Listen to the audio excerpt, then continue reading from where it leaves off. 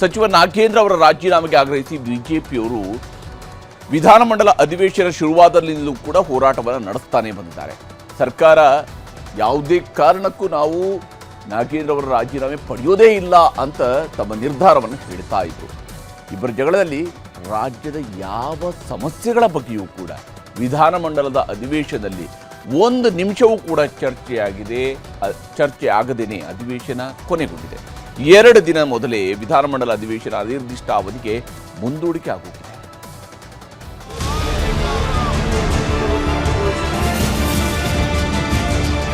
ಈ ತರ ಸದನವನ್ನು ಹಾಳು ಮಾಡ್ತಾ ಇರೋದು ಒಳ್ಳೇದಲ್ಲ.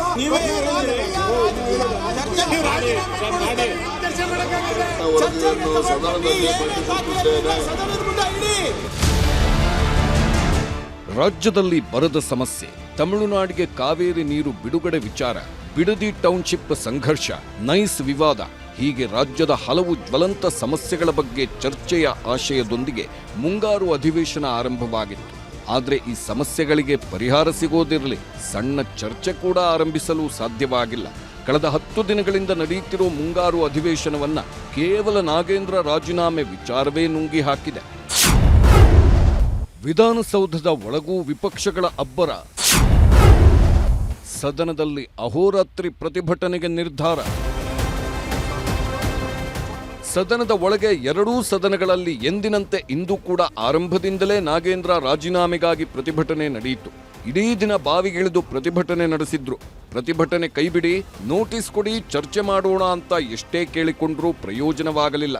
ನಾಗೇಂದ್ರ ರಾಜೀನಾಮೆ ನೀಡೋವರೆಗೂ ನಮ್ಮ ಹೋರಾಟ ನಿಲ್ಲಲ್ಲ, ಸದನದಲ್ಲಿ ಅಹೋರಾತ್ರಿ ಹೋರಾಟ ಮಾಡ್ತೀವಿ ಅಂತ ವಿಪಕ್ಷ ನಾಯಕ ಆರ್ ಅಶೋಕ್ ಘೋಷಿಸಿದ್ರು. ಚರ್ಚೆ ಮಾಡಕ್ಕೆ ಅವಕಾಶ ಕೊಡದೇ ಇರೋದ್ರಿಂದ ನಾವು ಇವತ್ತು ಹಗಲು ರಾತ್ರಿ ಧರಣಿಯನ್ನ ಮಾಡ್ತೀರಿ. ಇವತ್ತು ಹಗಲು ರಾತ್ರಿ ಧರಣಿಯನ್ನ ಮಾಡ್ತೀರಿ. ಅಧ್ಯಕ್ಷರೇ, ನಾವು ಬರಗಾಲದ ಬಗ್ಗೆ ಚರ್ಚೆ ಮಾಡಕ್ಕೆ ತಯಾರಿದ್ದೀವಿ. ನೀವು ಚರ್ಚೆ ಮಾಡಕ್ಕಾಗತ್ತೆ, ರಾಜೀನಾಮೆ ಕೊಡಿಸ್ತಾರೆ. ಚರ್ಚೆ ಮಾಡೋದು ರಾಜೀನಾಮೆ ಕೊಡಿಸಿ ಚರ್ಚೆ ಮಾಡೋಣ. ಸದನದ ಮುಂದೆ ಇಡಿ, ಎಕ್ಸ್ಪೋಸ್ ಮಾಡಿ ನೀವು, ಎಕ್ಸ್ಪೋಸ್ ಮಾಡಿ ನೀವು. ಇದೇ ವೇಳೆ ವಿಧಾನಸಭೆಯಲ್ಲಿ ಬಿಜೆಪಿ ಸದಸ್ಯರು ಕೊತ್ವಾಲ್ ಶಿಷ್ಯಂದಿರಿರುವ ಎಂಬ ಭಿತ್ತಿಪತ್ರ ಪ್ರದರ್ಶನ ಮಾಡಿದ್ರು. ಡಿಕೆ ಶಿವಕುಮಾರ್, ಬಿಕೆ ಹರಿಪ್ರಸಾದ್, ನಾಗೇಂದ್ರ ಇರುವ ಫೋಟೋ ಪ್ರದರ್ಶನ ಮಾಡಿದ್ರು. ಈ ವೇಳೆ ಸದನದಲ್ಲಿ ಹಾಜರಿದ್ದ ಸಿಎಂ ಗರಂ ಆದ್ರು.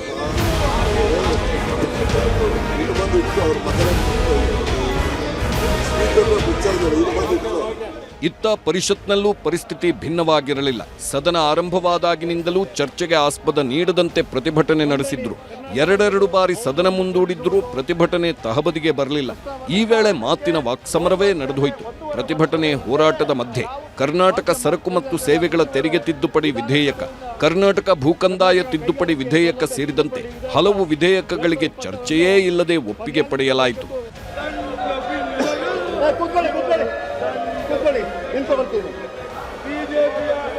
ಪ್ರಶ್ನೆ ಏನಂದ್ರೆ, ವಿರೋಧ ಪಕ್ಷದ ನಾಯಕರಿಗೆ ಫೋನ್ ಹಚ್ಚಿದ್ರ, ಅವ್ರಿಗೆ ವಿನಂತಿ ಮಾಡ್ಕೊಂಡಿದ್ರ, ಬನ್ನಿ ಅಟೆಂಡ್ ಮಾಡಿ ಚರ್ಚೆ ಮಾಡೋಣ ಅಂತ ಹೇಳಿ. ಆದ್ರೆ ಯಾವ್ದ್ರ ಬಗ್ಗೆ ಪರಿವೇ ಇಲ್ಲ. ಅವ್ರಿಗೆ ಕೂಲಂಕುಷವಾಗಿ ಚರ್ಚೆ ಮಾಡೋಣ, ವಿಮರ್ಶೆ ಮಾಡೋಣ. ತಪ್ಪಿತಸ್ಥರಿಗೆ ಶಿಕ್ಷೆ ಆಗಬೇಕು, ಅದು ನಾವು ಸಹ ಒಪ್ತೀವಿ. ಚರ್ಚೆ ಆಗದೆ, ಯಾವುದೇ ರೀತಿಯ ಒಂದು ನೋಟಿಸ್ ಕೊಡದೆ ಚರ್ಚೆ ಆಗಬೇಕು ಅಂತ ಇಲ್ಲ ಸಲ್ಲದ ಆರೋಪ ಮಾಡ್ಲಿಕ್ಕೆ ಸಾಧ್ಯ ಇಲ್ಲ. ಇನ್ನು ಅಧಿವೇಶನಕ್ಕೂ ಮೊದಲು ಬಿಜೆಪಿಯವರು ಫ್ರೀಡಂ ಪಾರ್ಕ್ನಲ್ಲಿ ಇವತ್ತು ಪ್ರತಿಭಟನೆಯನ್ನು ನಡೆಸಿದರು. ವಿಧಾನಸೌಧ ಚಲೋ ಹೆಸರಲ್ಲಿ ಮುತ್ತಿಗೆನ ಹಾಕೋದಕ್ಕೆ ಹೊರಟಿದ್ರು. ಆದರೆ ಪೊಲೀಸರು ಅದಕ್ಕೆ ಅವಕಾಶ ಕೊಡಲಿಲ್ಲ. ಎಲ್ಲರನ್ನೂ ವಶಕ್ಕೆ ಪಡ್ಕೊಂಡ್ರು. ನಂತರ ಅವರನ್ನ ರಿಲೀಸ್ ಮಾಡಿ ವಿಧಾನಸೌಧಕ್ಕೆ ಕಳಿಸಿಕೊಟ್ರು.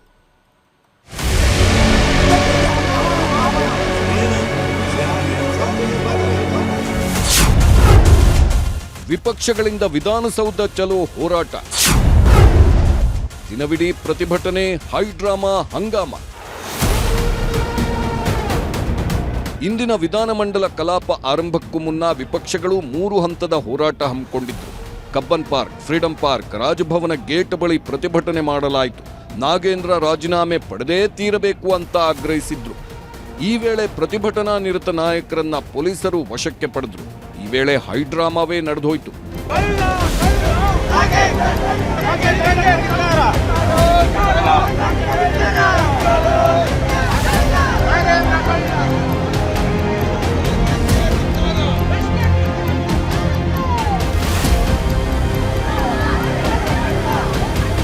ಬಿಜೆಪಿ ನಾಯಕರ ಪ್ರತಿಭಟನೆಗೆ ಕಾಂಗ್ರೆಸ್ ನಾಯಕರು ತಿರುಗೇಟು ಕೊಟ್ಟರು.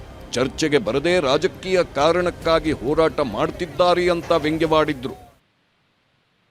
2 ವಾರದಿಂದ ಸದನದ ಒಳಗಡೆನೂ ಕೂಡ ನಾವು ಹೋರಾಟನ ಮಾಡ್ತಾ ಇದ್ದೇವೆ. ಆದರೆ ರಾಜ್ಯ ಸರ್ಕಾರ ಕಣ್ಣಿದ್ದು ಕೂಡನಂತೆ, ಕಿವಿ ಇದ್ದು ಕಿವುಡನಂತೆ ವರ್ತನೆ ಮಾಡ್ತಾ ಇದೆ. ಸದನ ನಡಿಬೇಕಾದಾಗೆಲ್ಲಾನು ಸೆಕ್ಷನ್ 144 ಇರ್ತದೆ. ಸದನ ನಡೀತಾ ಇದೆ, ಒಳಗಡೆ ಬನ್ನಿ, ಚರ್ಚೆ ಮಾಡಿ. ಈಗಾಗಲೇ ಸ್ಟೇಟ್ಮೆಂಟ್ ಕೊಟ್ಟಿದ್ದೀವಿ, ಅದ್ರ ಬಗ್ಗೆ ಪುನಃ ಚರ್ಚೆ ಮಾಡಬೇಕು ಅಂದ್ರೂ ಕೂಡ ತಯಾರಿದ್ದೇವೆ ಅಂತ ಹೇಳಿದ್ದೇವೆ. ಇದನ್ನ ಹತ್ತಿಕ್ಕುವಂತ ಕೆಲಸವನ್ನ ಮಾಡುವಂತದ್ದು ಪ್ರಜಾಪ್ರಭುತ್ವಕ್ಕೆ ಬರೆದ ದೋಹ. ಒಂಥರ ಎಮರ್ಜೆನ್ಸಿ ತರ ಇವತ್ತು ಮಾಡಿದ್ದಾರೆ. ಇಡೀ ವಿಧಾನಸೌಧ ಸುತ್ತು ಎಮರ್ಜೆನ್ಸಿ ತರ.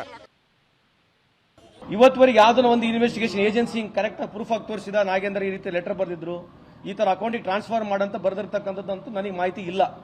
ನಾನು ಯಾವ್ದು ಜಸ್ಟಿಫಿಕೇಶನ್ ಕೊಡ್ತಾ ಇಲ್ಲ, ಬಟ್ ನನಗಿರ್ತಕ್ಕಂಥ ಒಂದು ಕಾಮನ್ ಸೆನ್ಸ್ ಅಲ್ಲಿ ನಾನು ಪ್ರಶ್ನೆಯನ್ನು ಕೇಳ್ತಾ ಇದ್ದೀನಿ. ಅವರೇನೋ ದಲಿತರು, ಅವರು ನುಂಗಿದ್ದು ಹಣ ಯಾರ್ದು? ದಲಿತರದಲ್ವಾ? ಹಂಗಾದ್ರೆ ನೀವು ನುಂಗುವಾಗ ಆ ದಲಿತರ ಹಣ ನಿಮ್ಮ ಗಂಟಲಿನಲ್ಲಿ ಅದು ಹೆಂಗೋಯ್ತಪ್ಪ ಒಳಗೆ? ಬಿಜೆಪಿಯವರು ಮತ್ತು ಪ್ರತಿಪಕ್ಷದವರು ಏನು ಇವತ್ತು ಪ್ರತಿಭಟನೆ ಮಾಡ್ತಾ ಇದ್ದಾರಾ, ಅದು ಅವರ ಜನರಿಗೆ ಒಂದು ಸಾಮಾಜಿಕವಾದ ವಂಚನೆ ಮಾಡ್ತಾ ಇದ್ದಾರೆ. ಅವರ ರಾಜಕೀಯದ ದುರುದ್ದೇಶನಿಟ್ಟುಕೊಂಡು ಇವತ್ತು ವಿಧಾನಸಭೆಯನ್ನು ಅವರ ರಾಜ್ಯಕ್ಕೆ ಬಳಸಿಕೊಂಡು ಜನರಿಗೆ ವಂಚನೆ ಮಾಡಿದ ಕೆಲಸ ಇವತ್ತು. ಹೀಗೆ ಫ್ರೀಡಂ ಪಾರ್ಕ್ನಲ್ಲಿ ಹೋರಾಟ ಆಯಿತು, ಅಧಿವೇಶನವನ್ನು ಅರ್ಧಕ್ಕೆ ನಿಂತೋಯ್ತು. ಇಷ್ಟಕ್ಕೂ ಸುಮ್ಮನಾಗದಂಥ ಬಿಜೆಪಿಯವರು ಅಧಿವೇಶನವನ್ನು ಅನಿರ್ದಿಷ್ಟಾವಧಿಗೆ ಮುಂದೂಡಿಕೆ ಮಾಡಿದ ನಂತರ ಲೋಕಭವನ ಚಲೋ ನಡೆಸಿದರು. ಸಚಿವ ಬಿ ನಾಗೇಂದ್ರ ರಾಜೀನಾಮೆಗೆ ಒತ್ತಾಯಿಸಿ ಬಿಜೆಪಿ ನಾಯಕರು ವಿಧಾನಸೌಧದಿಂದ ಲೋಕಭವನದವರೆಗೆ ಕಾಲ್ನಡಿಗೆಯಲ್ಲಿ ಹೋದರು.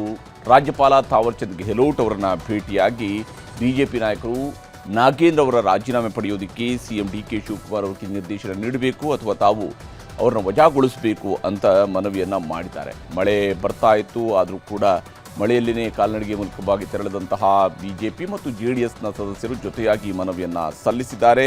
ರಾಜ್ಯಪಾಲರು ಇದರಲ್ಲಿ ಮಧ್ಯಪ್ರವೇಶಿಸಬೇಕು ಅಂತ ಒತ್ತಾಯಿಸಿದ್ದಾರೆ. ಇಷ್ಟೆಲ್ಲದರ ಮಧ್ಯೆ ವಾಲ್ಮೀಕಿ ಹಗರಣದಲ್ಲಿ ಸಚಿವ ನಾಗೇಂದ್ರ ವಿಚಾರಣೆಗೆ ಸಿಬಿಐ ಪ್ರಾಸಿಕ್ಯೂಷನ್ಗೆ ಅನುಮತಿಯನ್ನು ಕೇಳಿ ಗವರ್ನರ್ಗೆ ಪತ್ರ ಬರೆದಿದ್ರು.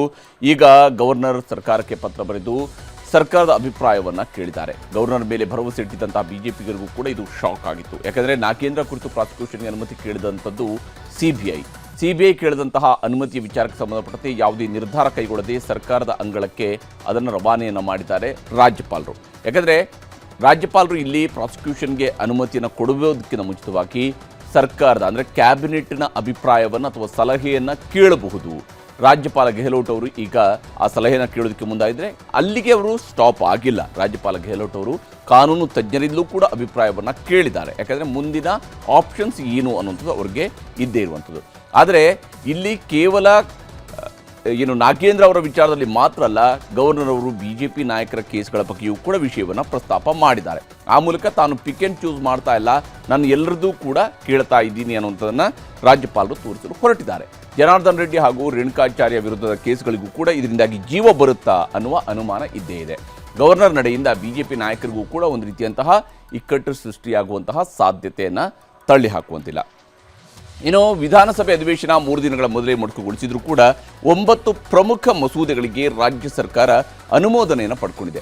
ಇದರಲ್ಲಿ ಕರ್ನಾಟಕ ಸರ್ಕಾರಿ ಉದ್ಯಾನವನಗಳ ಸಂರಕ್ಷಣೆ ತಿದ್ದುಪಡಿ ಮಸೂದೆಗೆ ಅಂಗೀಕಾರವನ್ನು ಪಡ್ಕೊಂಡಿದೆ. ಇದೆಲ್ಲದರ ಮಧ್ಯೆನೇ ಉದ್ಯಮಿ ಗೌತಮ್ ಅದಾನಿ ಮುಖ್ಯಮಂತ್ರಿಯವರ ಮನೆಗೆ ಬಂದು ಹೋಗಿದ್ದು ಕಲಾಪದಲ್ಲಿ ಕೋಲಾಹಲವನ್ನು ಎಬ್ಬಿಸಿತು. ಅದಾನಿ ಮನೆಗೆ ಹೋದ್ರು ಅಂತ ವಿಧಾನಸಭೆ ಅಧಿವೇಶನದಲ್ಲಿ ಇವತ್ತು ಉದ್ಯಮಿ ಗೌತಮ್ ಅದಾನಿ ಹಾಗೂ ಮುಖ್ಯಮಂತ್ರಿಗಳ ಭೇಟಿ ವಿಷಯ ಗದ್ದಲ ಎಬ್ಬಿಸಿತು. ರಾಷ್ಟ್ರ ಮಟ್ಟದಲ್ಲಿ ಕಾಂಗ್ರೆಸ್ ನಾಯಕರು ಗೌತಮ್ ಅದಾನಿ ವಿಷಯದಲ್ಲಿ ಮೋದಿ ಸರ್ಕಾರವನ್ನ ಪ್ರತಿದಿನ ಟ್ರೋಲ್ ಮಾಡುತ್ತಿದ್ದಾರೆ. ಆದರೆ ಇದೇ ಖ್ಯಾತ ಉದ್ಯಮಿ ಗೌತಮ್ ಅದಾನಿ ಬೆಂಗಳೂರಿಗೆ ಬಂದು ಮುಖ್ಯಮಂತ್ರಿ ಡಿಕೆ ಶಿವಕುಮಾರ್ ಅವರನ್ನ ಭೇಟಿಯಾಗಿದ್ರು. ಯಾರಿಗೂ ಗೊತ್ತಿಲ್ಲದಂತೆ ಸಿಎಂ ಡಿಕೆ ಶಿವಕುಮಾರ್ ಮನೆಗೆ ಬಂದು ಹೋಗಿದ್ರು. ಯಾಕೆ ಬಂದಿದ್ರು ಹೇಳಿ ಅಂತ ಅಧಿವೇಶನದಲ್ಲಿ ಅಶೋಕ್ ಪ್ರಶ್ನೆ ಮಾಡಿದ್ರು. ಅದಾನಿ ಡಿಕೆ ಅವರು ಎಲ್ಲೋದ್ರು ಅಂದ್ರೆ ಅದಾನಿ ಮನೆಗೆ ಹೋದ್ರು ಅಂತ. ಪರ್ಯಾಲೋಚನಾ ಪ್ರಸ್ತಾವನ ಈಗ ಸಭೆ ಮಟ್ಟಕ್ಕೆ ಪಾರ್ಕ್ಗಳಲ್ಲಿ 5% ಜಾಗ ತಗೊಂಡು 26ನೇ ಸಾಲಿನ ಕರ್ನಾಟಕ ಕೈಗಾರಿಕೆಗಳ ಸೌಲಭ್ಯ ತಿದ್ದುಪಡಿ ವಿಧೇಯಕವನ್ನು ಪರ್ಯಾಲೋಚಿಸುತ್ತದೆ ಎಂಬ ವಿಷಯ ಸಭೆ ಮುಂದಿದೆ. ಬೆಂಗಳೂರಲ್ಲಿ ಟನಲ್ ರಸ್ತೆ ನಿರ್ಮಾಣ ವಿಷಯದಲ್ಲಿ ಅದಾನಿ ಜೊತೆ ಸಿಎಂ ಮಾತುಕತೆ ನಡೆಸಿದ್ದಾರೆ ಅನ್ನೋದು ಬಿಜೆಪಿಯವರ ನೇರ ಆರೋಪ. ಇದೆಲ್ಲದರ ಮಧ್ಯೆ ಅಧಿವೇಶನದಲ್ಲಿ 9 ಮಸೂದೆಗಳು ಅಂಗೀಕಾರವಾಗಿದ್ದು ಅನುಮೋದನೆಯನ್ನೂ ಪಡ್ಕೊಂಡಿದೆ. ಕರ್ನಾಟಕ ಸರಕು ಮತ್ತು ಸೇವೆಗಳ ತೆರಿಗೆ ತಿದ್ದುಪಡಿ ಮಸೂದೆ 2026, ಕರ್ನಾಟಕ ಕೈಗಾರಿಕೆ ಸೌಲಭ್ಯ ತಿದ್ದುಪಡಿ ಮಸೂದೆ 2026, ಗ್ರೇಟರ್ ಬೆಂಗಳೂರು ಆಡಳಿತ ತಿದ್ದುಪಡಿ ಮಸೂದೆ 2026, ಕರ್ನಾಟಕ ಅಂಗಡಿಗಳ ಮತ್ತು ವಾಣಿಜ್ಯ ಕಾರ್ಯ ಸಂಸ್ಥೆಗಳ ತಿದ್ದುಪಡಿ ಮಸೂದೆ, ಕರ್ನಾಟಕ ನೋಂದಣಿ ತಿದ್ದುಪಡಿ ಮಸೂದೆ, ಕರ್ನಾಟಕ ಭೂಕಂದಾಯ ತಿದ್ದುಪಡಿ ಮಸೂದೆ, ಕರ್ನಾಟಕ ಗ್ರಾಮ ಸ್ವರಾಜ್ ಪಂಚಾಯತ್ ರಾಜ್ 2ನೇ ತಿದ್ದುಪಡಿ ವಿಧೇಯಕ, ಕರ್ನಾಟಕ ಸರ್ಕಾರಿ ಉದ್ಯಾನಗಳ ಸಂರಕ್ಷಣೆ ತಿದ್ದುಪಡಿ ಮಸೂದೆ. ಇಷ್ಟು ಮಸೂದೆಗಳಿಗೂ ವಿಧಾನಸಭೆಯಲ್ಲಿ ಅಂಗೀಕಾರ ಸಿಕ್ಕಿದೆ. ಇದರಲ್ಲಿ ಬಿಜೆಪಿಯವರ ಕೆಂಗಣ್ಣಿಗೆ ಗುರಿಯಾಗಿರೋದು ಅಂದ್ರೆ ಕರ್ನಾಟಕ ಸರ್ಕಾರಿ ಉದ್ಯಾನಗಳ ಸಂರಕ್ಷಣೆ ತಿದ್ದುಪಡಿ ಮಸೂದೆ. ಉದ್ಯಾನವನದ ಜಾಗಗಳಲ್ಲಿ 5% ಭೂಮಿ ಪರಭಾರೆ ಮಾಡುವ ಮಸೂದೆ ಇದಾಗಿದೆ. ಕಬ್ಬನ್ ಪಾರ್ಕ್, ಲಾಲ್ಬಾಗ್ ಸೇರಿ ಅನೇಕ ಪಾರ್ಕ್ಗಳ ಜಾಗಗಳ ಒಟ್ಟು ವಿಸ್ತೀರ್ಣದಲ್ಲಿ ಗರಿಷ್ಠ 5% ಭೂಮಿ ಬಳಕೆಗೆ ಮಸೂದೆಯಲ್ಲಿ ತಿದ್ದುಪಡಿ ತರಲಾಗಿದೆ. ಪಾರ್ಕ್ಗಳ 5% ಜಾಗವನ್ನ ಮಾರಾಟ, ಲೀಸ್, ದಾನ, ಅಡಮಾನ ಇಡಲು ಮಸೂದೆ ತಿದ್ದುಪಡಿ ತರಲಾಗಿದೆ. ಪರಭಾರೆ ಮಾಡಲು ರಾಜ್ಯ ಸರ್ಕಾರಕ್ಕೆ ಅನುಮತಿ ನೀಡುವ ವಿಧೇಯಕ ಅಂಗೀಕಾರನೂ ಆಗಿದೆ. ಪಾರ್ಕ್ ಜಾಗಗಳ ಪರಭಾರೆಗೂ ಮೊದಲು ಕಮಿಟಿ ಮಾಡಿ ಭೂಮಿಯ ಮೌಲ್ಯಮಾಪನ ನಡೆಸಲಿದೆ ಸರ್ಕಾರ. ಆದರೆ ಬಿಜೆಪಿ ಜೆಡಿಎಸ್ ಜೊತೆ ಪರಿಸರವಾದಿಗಳಿಂದಲೂ ವಿರೋಧ ವ್ಯಕ್ತವಾಗ್ತಿದೆ. ಬೆಂಗಳೂರು ಕಾಂಕ್ರೀಟ್ ನಗರವಾಗ್ತಿದ್ದು ಹಸಿರು ಪ್ರಮಾಣ ಇಳಿದ್ರೆ ಉಸಿರಾಡೋಕ್ಕೂ ಕಷ್ಟ ಅಂತ ಆಕ್ರೋಶ ಹೊರಹಾಕಿವೆ.